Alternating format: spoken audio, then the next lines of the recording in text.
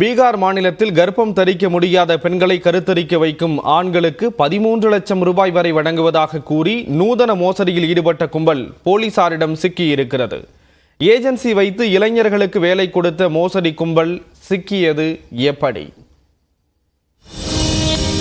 Pregnant job agency என்ற போர்டை பார்த்ததும் இளைஞர்கள் பட்டாளம் அங்கு குவிந்ததுதான் இந்த மோசடி கும்பலுக்கு வசதியாக போய்விட்டது.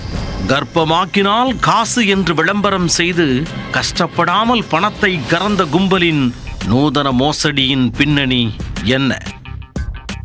உலகின் வேறு எங்குமே யோசித்து பார்க்க முடியாத நூதன மோசடியை தான் இந்த கும்பல் அரங்கேற்றியுள்ளது. நிறுவனத்தின் பெயரிலேயே இளைஞர்களை வலைவீசி பிடித்துள்ளது இந்த கும்பல்.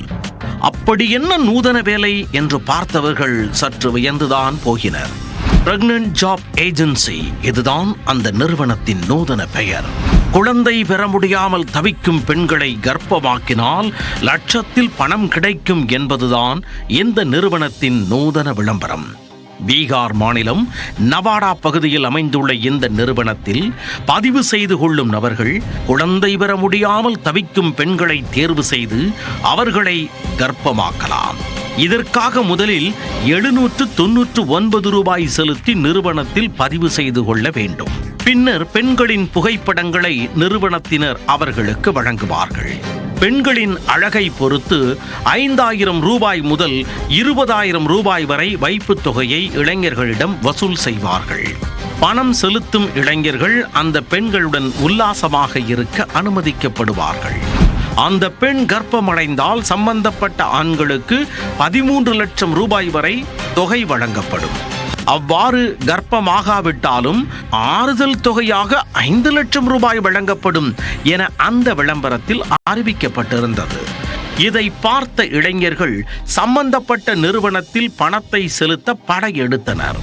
பணத்தை கட்டிவிட்டு காத்திருந்தவர்களுக்கு வெகு நாட்கள் ஆன பிறகும் பெண்களின் புகைப்படங்கள் அனுப்பப்படவில்லை.